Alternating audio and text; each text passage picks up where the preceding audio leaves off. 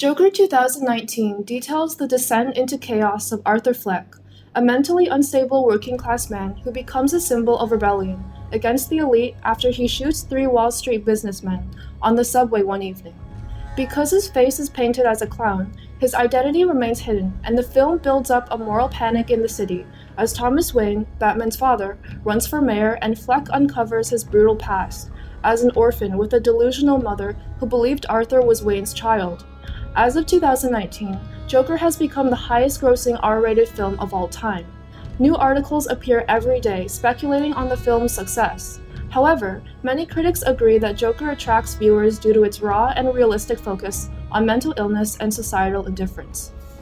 Okay, so what I thought of the movie when I walked out was that it was a mindfuck. Because like I was thinking about it like all the way home. It was like one of those movies that where you just like you can't stop thinking about it for like a while, and you want to know more, and so you just like you go home and you do some research. Because like everyone that I know that saw the movie, they as soon as they like finished watching the movie, they went home and they just started like googling like synopses and like reviews and like interpretations of the different sort of interpretations, and I did the same thing. Yeah. So, what did you think?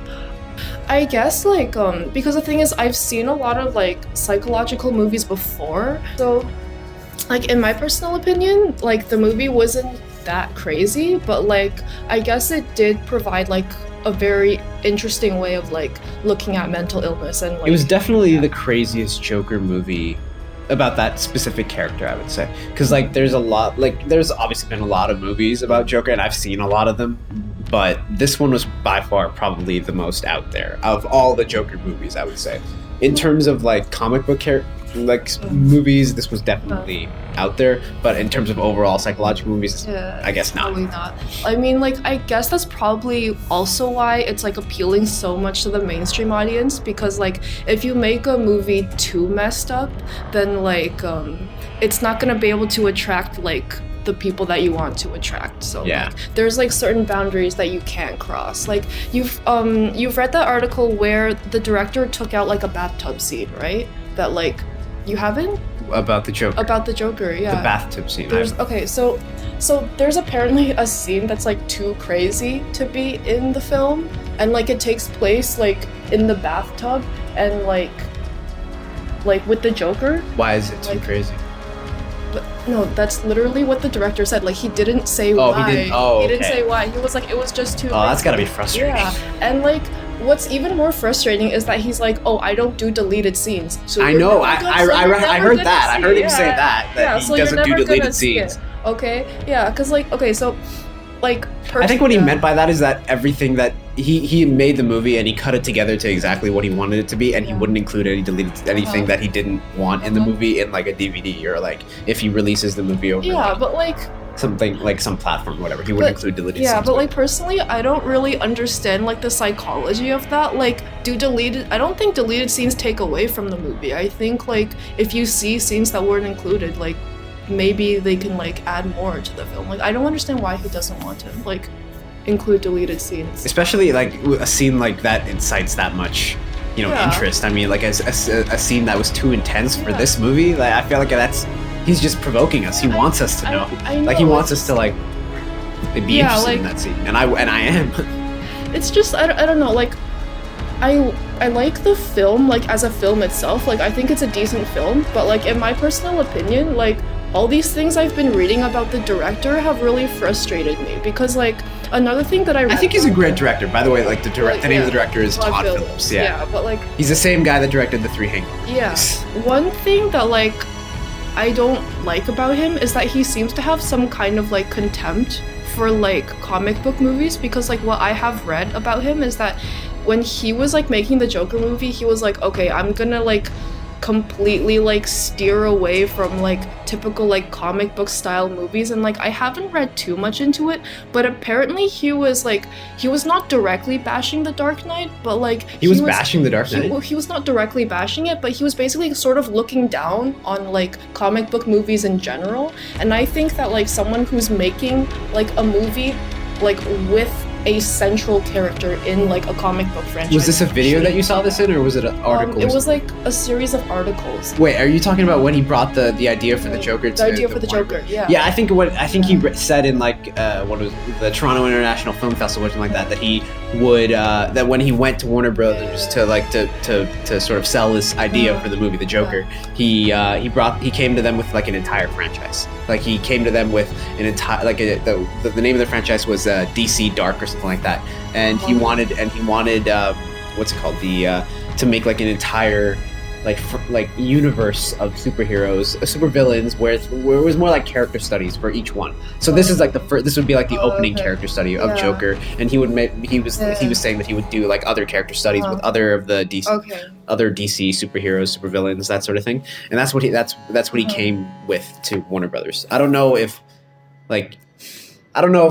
he should continue with like the dark DC sort of like character studies. Like Joker was fine, but I don't know if you'll be able to pull that off every single time. But you heard that like Joker's getting a sequel too, right? Yes, I heard that, but I'm not sure if it's 100% true. I think it's still rumors right now, but I hope it's true. I would be very happy if it was true. I don't know how I feel about that, because like, what do you think they would do with the sequel then?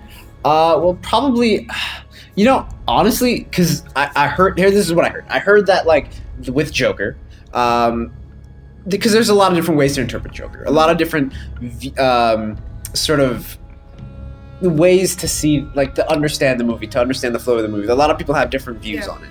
And Todd Phillips, the director, said that he thinks that it's all fine. You can interpret the movie however you want. But in a couple of years, he's going to tell everyone what his interpretation of the movie is, what he was going for with the movie. And I think that's after he does that, then they'll be able to make a sequel. They'll be able to, because then they'll have like, right now the movie is like very gray. It's a very gray movie, and right now it needs to like pick exactly like a firm like sequence of events that they can build off of for a sequel.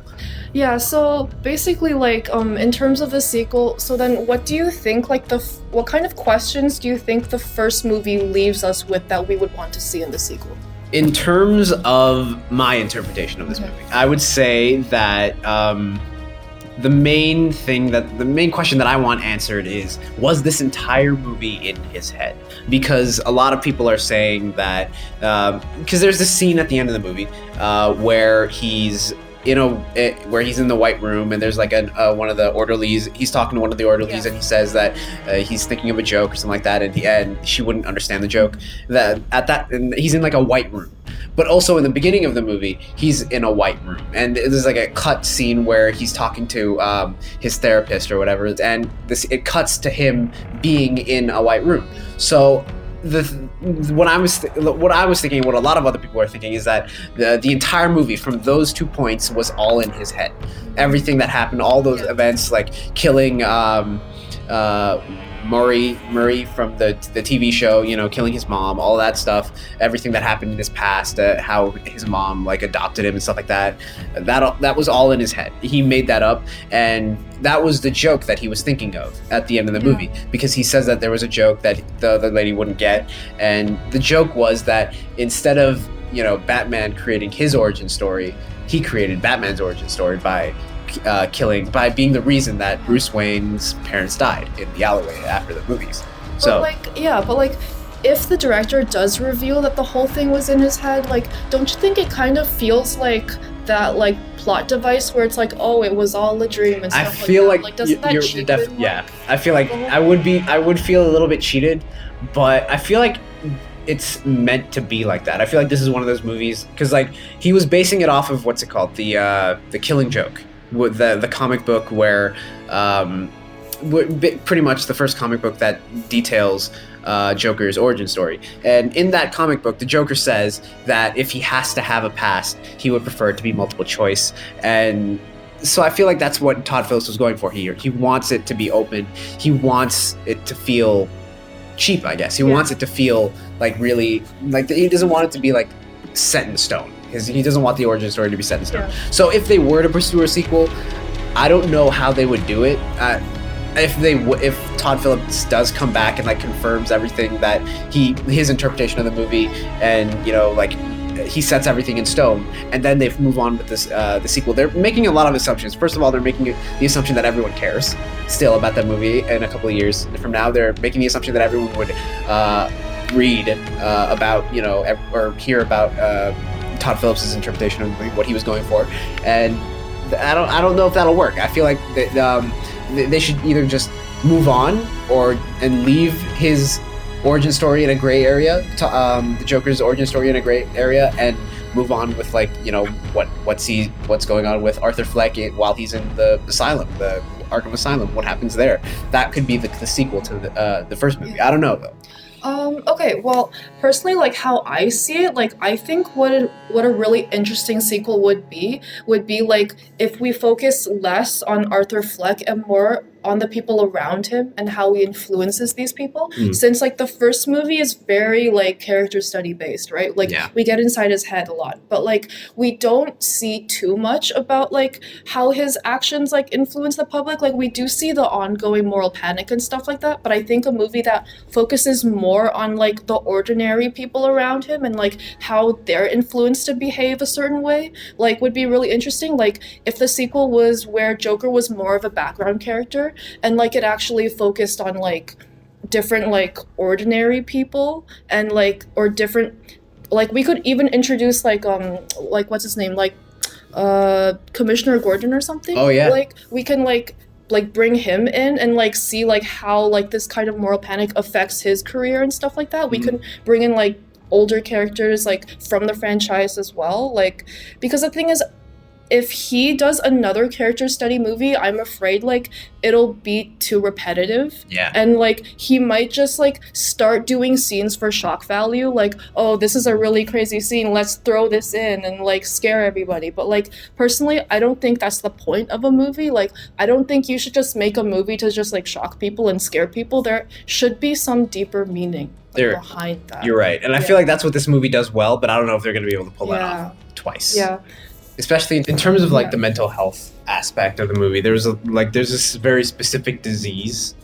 Yeah, and so it isn't given a name in the movie, but the clinical definition of it is called pseudobulbar effect, and we see pseudobulbar effect like throughout the movie, especially towards the beginning where Arthur Fleck is sitting on the bus and you see him like suddenly laughing for like no like clear reason, and then he shows this card to this woman in front of him who appears to be very irritated by him, and it says that he has this condition where he has like a pathological laugh. So basically like in terms of like acting, like I thought that he portrayed like this like disorder very well, and the reason I thought this was because like after I saw the movie, I think like just a week later a recommended video appeared on my YouTube recommended, and it showed a man who actually had this like psychological disorder, and basically he was laughing in the car,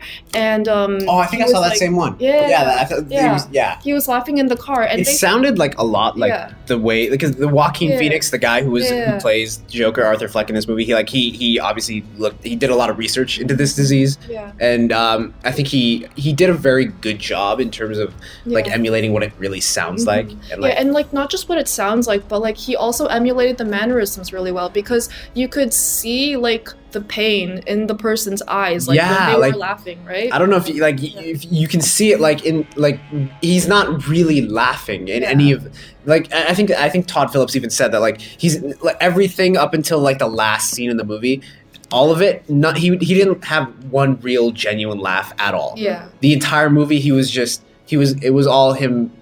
For, like the laughter like the PBA, the pseudobulbar effect. That was like it was like involuntary. Like the only real laugh that he had was at the end of the movie, like when he was thinking about all that stuff in his head, which might have been all in his head. The entire movie might have been all in his head. He was thinking about it, and that was the joke. And he thought of a joke, and the lady wouldn't get it. That was the only real laugh that he had in the movie. That's what Todd Phillips, the director, said. Yeah. So like I thought that the acting was really well done. Like he even emulated these really small things, like he would like hold like his hand like over his throat like while he was laughing to show that it's painful, because like when you laugh for a really long time your throat gets really dry and like it starts hurting. So like it made that like even more realistic. So I thought that the way he portrayed like this like psychological disorder was really well done. Like the issue that I have towards the mental illness aspect of the film, however, is that I think there were some like parts in the script itself that I didn't quite like because they felt like rather like cliche and like or even like the way like Hollywood would like the way Hollywood would like portray emulate mental illness. Like for example, like there's a scene in the beginning when he's talking with his counselor and he's like, oh I want to increase my medication, and then she's like, oh, you're on 7 different types of medication, and she doesn't even name like the different types of medication. Like I know like in a conversation you don't have to name the medication like if you've been on it, but like as like an audience it'd be nice to just hear like what kind of like medication he's on, or even show a scene of him like taking his medication. Like I don't think there's a scene in the entire movie where there was, but they didn't actually specify the names of the medication. Like, you're right. I mean, like the thing is, it's kind of like they show him having this mental illness, but like they don't really show the treatment of it, and like or like even like I don't know, like the thing is he acts it out really well, but like I feel like the writing and the direction, it could have made like the whole thing more believable, because like you can't just like behave like you have that like mental illness and then just not like show anything that like people who do have like mental illness like do, right? Because like the thing is he was taking his medication in the beginning, like he wasn't taking it anymore like by the end of the movie, but the thing is you can't see that difference if you don't really like see him, like if you don't see his routine in the first place. So like my like opinion is like if you're not really going to like show him like taking his medication, like why mention it in the first place? Like the thing is, if you took that scene out and we just watched the movie and there's a scene at the end where he was like, oh, I stopped taking my medication, I don't feel like the effect like would be altered that much, because the thing is we don't really see him like. So the thing is, I don't know, like even mentioning the medication in the beginning is not that relevant in my I see what you're saying. Yeah. Respectfully though, I disagree. Yeah. Because I feel like in the entire movie is like the entire like first half of the movie is his routine. Okay. Like because they're showing his life, the things that he does. He helps his mom. Yeah. He checks the mail.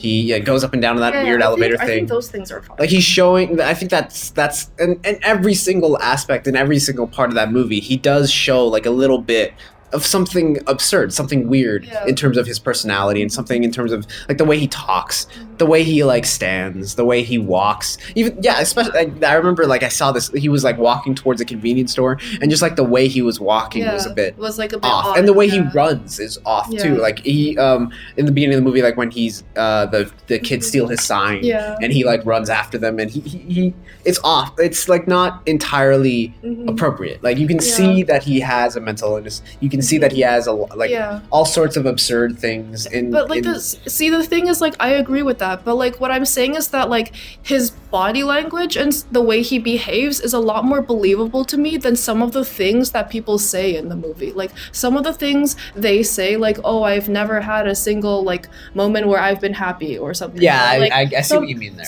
That does seem like a cliche. Some parts of the dialogue just felt like either cliche to me or like just too like forced to me, but like it was saved by like his like actual acting, like his behavior and stuff like that. Like that, like I definitely believed. Like there were like, especially like the scenes where like he's like in his living room and he's kind of like dancing or something. Like it's really like unsettling and like awkward to like look at, and you feel uncomfortable when you're like seeing that. So you can like tell that he's a really like awkward and like strange person, so you get that idea. But like I guess it's just some of the things that people say that just they don't quite hit the mark. All right, so that was our discussion of the Joker movie. If you guys like it, please like and subscribe, and let us know in the comments if there's anything you guys want us to, another movie that you guys want us to talk about, or things that we might have missed in our discussion of the Joker. So if there's anything that you think we missed, or if there's like any points that you like want to talk about and stuff like that, like please leave a comment and let us know. And also we'll link our Twitter and Instagrams to and in the description for the In the video. description, yeah. Just if you guys want to talk to us and let us know. We'll see you next time. Bye. Bye.